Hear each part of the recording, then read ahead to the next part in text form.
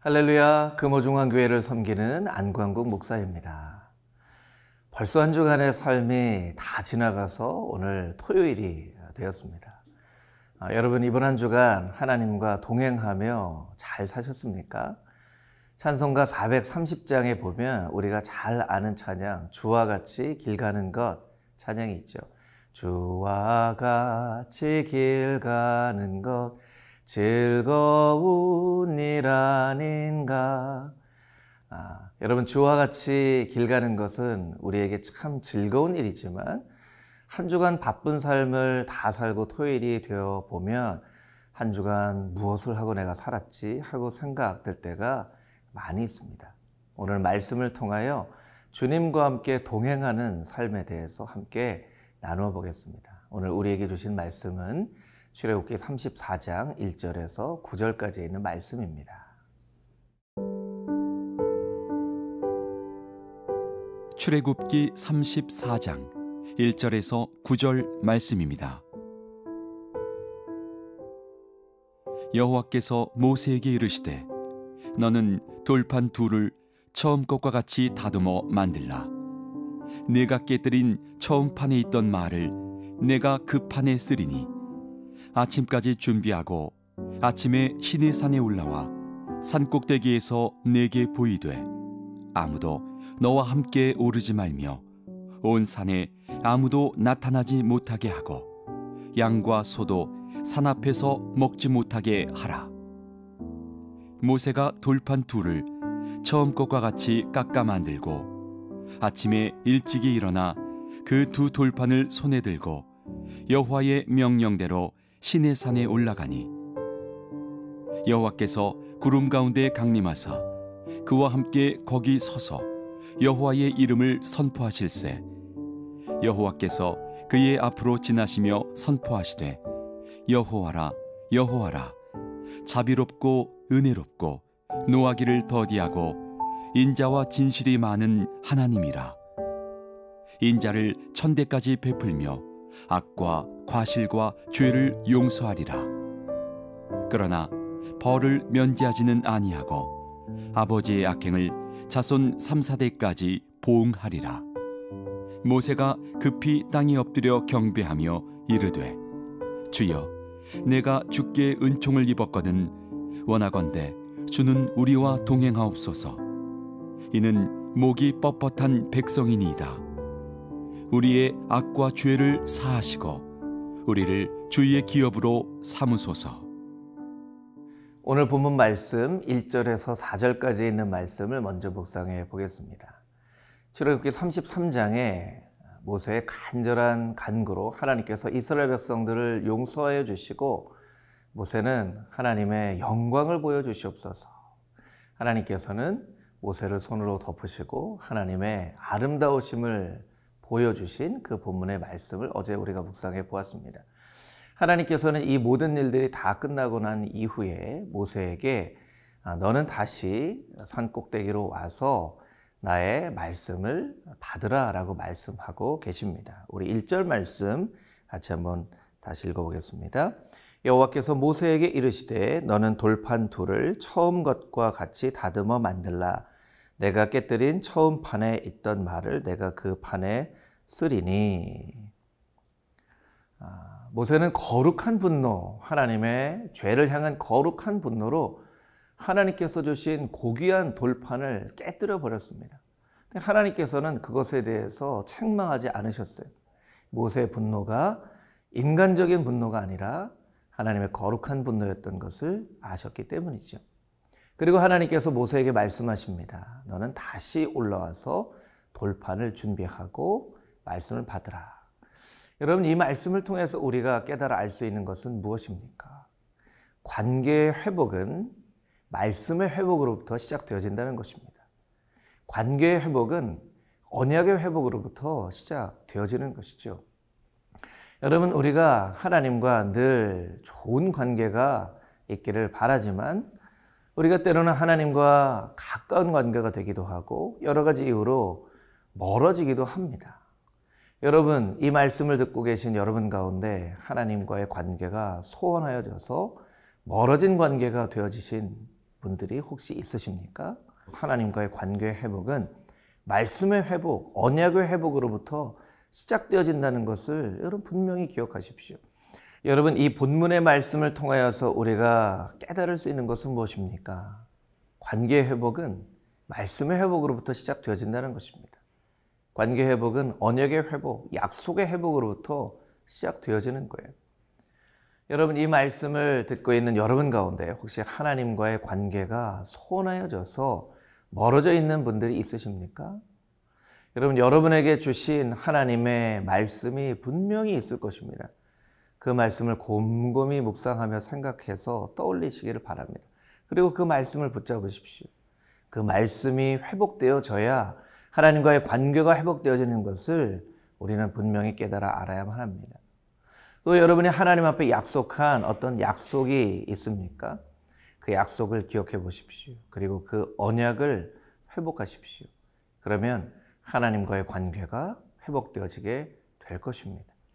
하나님께서는 모세에게 말씀하십니다. 두 돌판을 가지고 올라오라. 3절 말씀에 보면 아무도 너와 함께 오르지 말며 온 산에 아무도 나타나지 못하게 하라 라고 말씀하고 있습니다. 이것은 이스라엘 백성들이 가까이 나오지 못하게 하라는 말씀이기도 하고, 또 이 말씀 가운데 숨겨진 뜻은 아론으로 인하여 범죄하였기 때문에 아론이 하나님 앞에 나오지 못하도록 하라라고 말씀하고 있는 것입니다. 여러분, 우리가 죄를 가지고 하나님 앞에 나아가려고 할 때 하나님은 가까이 나오지 못하게 하십니다. 그리고 그의 죄의 문제를 먼저 하나님 앞에 내어놓게 하시는 것이죠. 그래서 우리가 하나님 앞에 나올 때는 먼저 하나님, 나의 마음 가운데 있는 죄악을 돌아보고 하나님 앞에 먼저 내어놓습니다. 주님, 나에게 은혜를 베풀어 주셔서 용서해 주시옵소서 하고 고백함으로 하나님 앞에 나아가야만 하는 것입니다. 여러분, 하나님 앞에 죄를 고백하고 하나님 앞에 하나님의 말씀을 회복하여 그 관계가 회복되어지는 여러분 모두가 되기를 주님의 이름으로 축복합니다.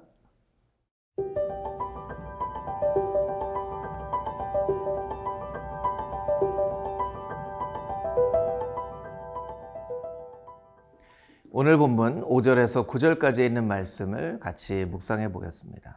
5절 이하에 있는 말씀을 보면 하나님께서 구름 가운데 강림하시고 여호와의 이름을 선포하셨다라고 말씀하고 계십니다. 그 내용이 6절과 7절에 나와 있는데요. 먼저 6절 말씀을 같이 한번 읽어보겠습니다.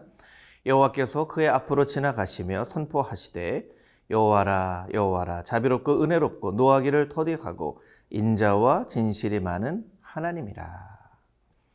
자비롭고 은혜롭고 노하기를 더디하고 인자하신 하나님, 용서하시는 하나님, 사랑의 하나님, 긍휼이 풍성하신 하나님을 말씀하고 계신 것입니다. 그런데 그 6절 맨 마지막 구절에 보면 인자와 진실이 많은 하나님이라 라고 말씀하고 있습니다. 이 진실은 진리이죠. 진리.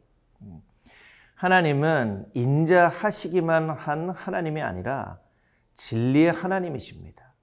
그래서 요한복음 1장 14절 말씀 가운데 보면 이 땅 가운데 오신 예수 그리스도에 대하여 이렇게 이야기하고 있습니다. 말씀이 육신이 되어 우리 가운데 거하심에 우리가 그 영광을 보니 은혜와 진리가 충만하더라. 은혜와 진리. 은혜는 용서하는 것입니다. 진리는 분명한 기준이 되어지는 것이죠. 어찌 보면 이 두 가지는 서로 상반된 것입니다. 함께 어울릴 수 없게 느껴지는 것이죠. 어떻게 이 두 가지가 함께 공존할 수 있을까요? 그것이 바로 하나님의 신비입니다. 하나님은 분명한 원칙을 가지고 말씀을 가지고 율법으로 이스라엘 백성들에게 어떻게 살아가야 할지에 대한 분명한 기준을 말씀해 주고 계십니다. 그런데 때때로 우리가 연약하여 그 말씀을 지키지 못할 때에 하나님께서는 은혜를 베풀어 주신다는 것입니다. 존 스토트 목사님은 우리에게 이렇게 이야기를 합니다. 진리가 빠진 은혜는 무능력하고 은혜가 빠진 진리는 무자비하다. 참 곰곰이 묵상해 볼 그런 명언이죠. 진리가 사라진 은혜는 힘이 없습니다. 왜냐하면 진실이 언제든 가장 힘이 있기 때문입니다. 그런데 반대로 진실만을 이야기하고 은혜가 빠져버린다면 그곳에는 어떤 자비도 없는 그런 아주 딱딱하고 메마른 곳이 되어진다는 것입니다. 여러분, 우리의 마음 가운데 하나님의 은혜와 진리가 늘 함께 있기를 우리는 기도하며 애쓰는 삶을 살아가야만 합니다. 여러분의 삶 가운데 진리만 있지 않습니까?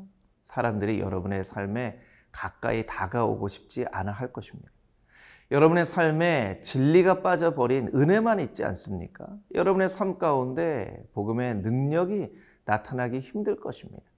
그래서 언제나 우리가 이 은혜와 진리 이 두 가지를 함께 가지고 살아갈 수 있도록 하나님 앞에 기도해야 하는 것이죠. 우리 7절 말씀도 같이 한번 묵상해 볼까요? 인자를 천대까지 베풀며 악과 과실과 죄를 용서하리라. 그러나 별을 면제하지는 아니하고 아버지의 악행을 자손 3, 4대까지 보응하리라. 마지막으로 9절 말씀 묵상해 볼까요? 이르되 주여 내가 주께 은총을 입었거든 원하건대 주는 우리와 동행하옵소서. 이는 목이 뻣뻣한 백성이니이다. 우리의 악과 죄를 사하시고 우리를 주의 기업으로 삼으소서. 어제 본문의 말씀에도 하나님의 은총이라는 말이 여러 번 나왔는데 오늘 말씀에도 하나님의 은총이 등장을 합니다. 본문에서 말하는 하나님의 은총 무엇일까요? 먼저는 9절 상반절에 있는 것처럼 하나님과 동행하는 삶입니다. 하나님, 우리와 동행하옵소서. 하나님과 함께 동행하는 것이 우리에게 있어서 큰 은총입니다. 이야기를 하고 있습니다. 두 번째, 우리의 악과 죄를 사하여 주시옵소서. 하나님 앞에서 그 허물이 사함을 받은 백성은 복된 백성이다라고 이야기를 하고 있습니다. 하나님께서 용서하여 주시지 않는다면 우리가 그 죄악을 짊어지고 어떻게 살아가겠습니까? 하나님께서 우리의 죄를 용서하여 주시기 때문에 날마다 그 은혜로 우리가 살아갈 수 있는 것입니다. 세 번째, 우리를 주의 기업으로 삼으시옵소서. 하나님 약속을 우리에게 주시옵소서. 언약을 주시옵소서. 그래서 하나님의 소유된 백성, 하나님의 약속의 백성으로 살게 하여 주시옵소서라고 모세는 간구하고 있습니다. 여러분, 이 말씀을 잘 묵상하고 여러분의 삶 가운데 그대로 적용하며 기도할 수 있게 되기를 바랍니다. 하나님, 오늘 하루도 하나님 앞에서 은총을 입게 하여 주시되 하나님과 동행하는 인생으로 살게 하여 주시고 언제든 우리가 하나님 앞에 간구할 때에 우리의 죄를 용서하여 주시는 은혜를 누리게 하여 주시고 하나님의 기업이 된 언약의 백성, 약속의 백성으로 살게 하여 주시옵소서. 간절한 마음으로 간구하는 저와 여러분이 되기를 주님의 이름으로 축복합니다.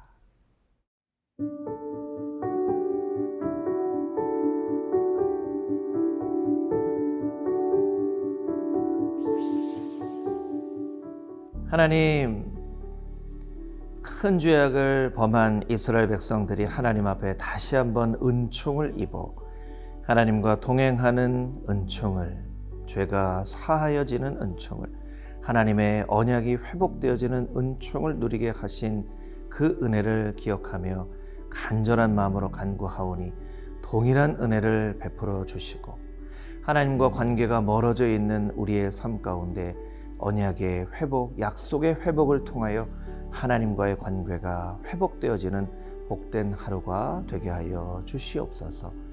살아계신 예수 그리스도의 거룩하신 이름으로 기도합니다. 아멘.